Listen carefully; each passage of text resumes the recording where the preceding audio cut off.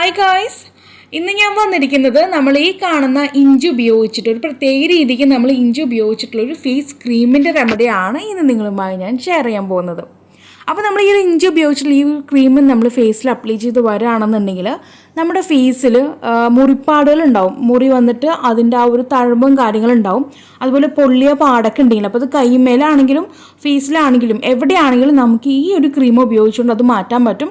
കൂടാതെ നമ്മുടെ ഫേസിലുണ്ടാവുന്ന പിമ്പിൾസ് വന്നു പോയിട്ടുണ്ടാവുന്ന മാർക്സ്, ആ പിമ്പിൾസ് പിമ്പിൾസ് ഉണ്ടെങ്കിലും ആ പിമ്പിൾസ് റെഡ്യൂസ് ചെയ്യാനായിട്ടും ഈ ഒരു ഇഞ്ചി ഫേസ് ക്രീം നമുക്ക് ബെസ്റ്റാണ്. അതുപോലെ തന്നെ അതിൻ്റെ പാട് മായ്ക്കാനായിട്ടും ബെസ്റ്റാണ് കേട്ടോ.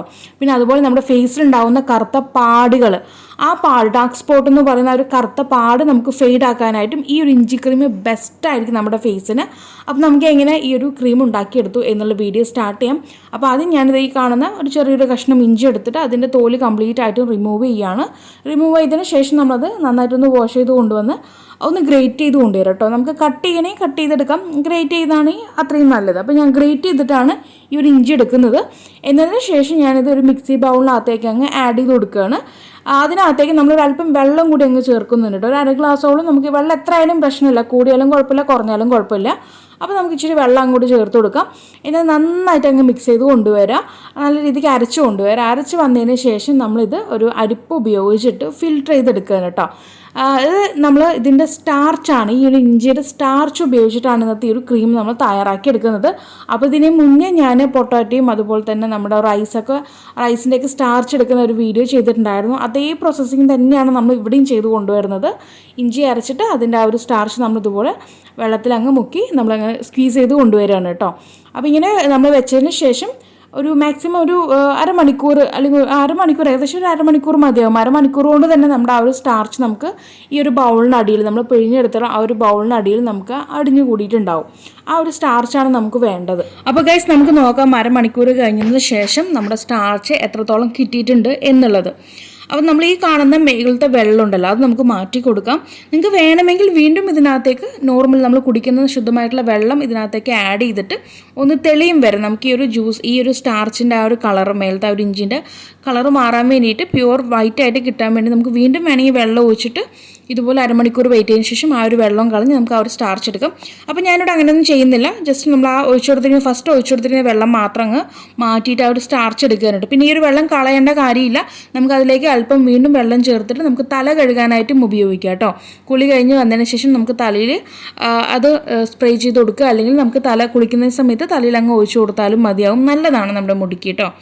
അപ്പോൾ അങ്ങനെ ചെയ്യാം, ഒരു വെള്ളം കളയേണ്ട കാര്യമില്ല. അപ്പോൾ കണ്ടല്ലോ, ഇതാണ് നമ്മുടെ ജിഞ്ചർ സ്റ്റാർച്ച്, നമ്മുടെ ഇഞ്ചിയുടെ സ്റ്റാർച്ച്.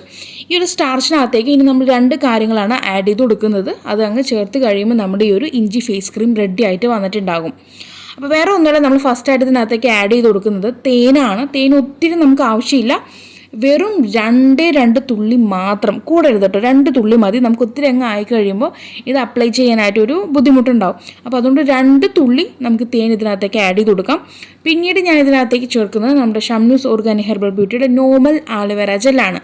ഇനി നിങ്ങൾ രാത്രി ഉപയോഗിക്കുന്ന വ്യക്തിയാണെന്നുണ്ടെങ്കിൽ നിങ്ങൾക്ക് കടുക്കാ ജെല്ല് നിങ്ങളുടെ കയ്യിലുണ്ടെങ്കിൽ, ഇപ്പോൾ എൻ്റെ അടുത്ത് മേടിച്ച കടുക്കാ ജെല്ലോ ലൈറ്റിനും ജെല്ലോ നിങ്ങളുടെ കയ്യിലുണ്ടെങ്കിൽ അതും ആഡ് ചെയ്ത് കൊടുക്കുക കേട്ടോ ഇതിനകത്തേക്ക്. നോർമൽ അലോവേര ജെല്ല് തന്നെ വേണമെന്നില്ല, പകൽ ഉപയോഗിക്കണമെങ്കിൽ മസ്റ്റായിട്ട് നോർമൽ അലോവേര ജെല്ല് തന്നെ വേണം. ഓക്കെ, അപ്പോൾ ഈ രീതിക്ക് ഞാനൊരു ഈ കാണുന്ന അളവിൽ ചെറിയൊരു സ്പൂണിൽ കുറച്ച് അലോവേര ജെല്ല് കൂടി അങ്ങ് ചേർത്ത് നല്ല രീതിക്ക് അങ്ങ് മിക്സാക്കി കൊണ്ടുവരികയാണ്.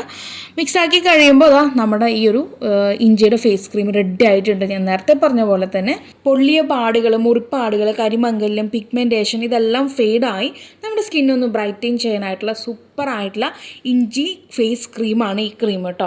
അപ്പോൾ നിങ്ങൾക്കിത് ഡെയിലി അപ്ലൈ ചെയ്യാം, നൈറ്റ് ക്രീമായിട്ട് അപ്ലൈ ചെയ്യണമെങ്കിൽ അങ്ങനെ ചെയ്യാം. അതല്ല നിങ്ങൾക്ക് ഡേ ടൈമായിട്ടാണ് ഉപയോഗിക്കുകയാണെന്നുണ്ടെങ്കിൽ അത് അപ്ലൈ ചെയ്ത് 2 മണിക്കൂറോ 3 മണിക്കൂറോ കഴിഞ്ഞ ശേഷം നിങ്ങൾക്ക് അതങ്ങ് വാഷ് ചെയ്ത് കളയാവുന്നതാണ് കേട്ടോ.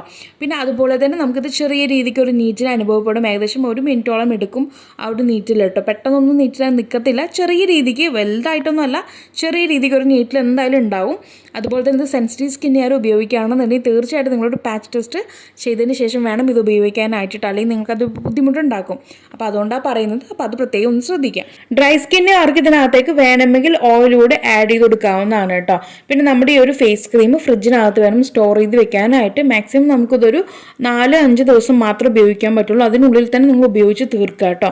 ഇനി നിങ്ങൾക്കിത് ഒത്തിരി നാളത്തേക്ക് ഉപയോഗിക്കണമെന്നുണ്ടെങ്കിൽ ഞാൻ പൊട്ടറ്റോയുടെ സ്റ്റാർച്ചും അതുപോലെ തന്നെ റൈസ് സ്റ്റാർച്ച് എങ്ങനെയാണോ ഉണ്ടാക്കിയെടുത്ത് അതുപോലെ നമുക്ക് ഇഞ്ചിയുടെ സ്റ്റാർച്ചും ഈ രീതിക്ക് എടുത്തിട്ട് നമുക്ക് ഉണക്കിയെടുത്ത് സൂക്ഷിക്കാവുന്നതാണ്. അപ്പോൾ അതാകുമ്പോൾ നമുക്കിത് അപ്പോൾ വേണ്ടത് മാത്രം എടുത്ത് ഉപയോഗിക്കാം, പുറത്ത് വെക്കുകയും ചെയ്യാം, നമുക്ക് ഫ്രിഡ്ജിൻ്റെ ആവശ്യമില്ല. ഓക്കെ, അപ്പോൾ നിങ്ങൾക്ക് ആ രീതിക്ക് ഒന്ന് ട്രൈ ചെയ്ത് നോക്കാവുന്നതാണ്. അപ്പോൾ എല്ലാവരും ഒന്ന് ട്രൈ ചെയ്തിട്ട് നിങ്ങൾക്കുണ്ടായിട്ടുള്ള മാറ്റം താഴെ കമൻറ്റ് ബോക്സിൽ ആഡ് ചെയ്യാനും മറക്കരുത്. അപ്പോൾ ഗൈസ്, ഇനി ഒരു പുതിയ വെറൈറ്റി വീഡിയോയുമായി വരുന്നവരേക്കും tata bye bye from Shamna.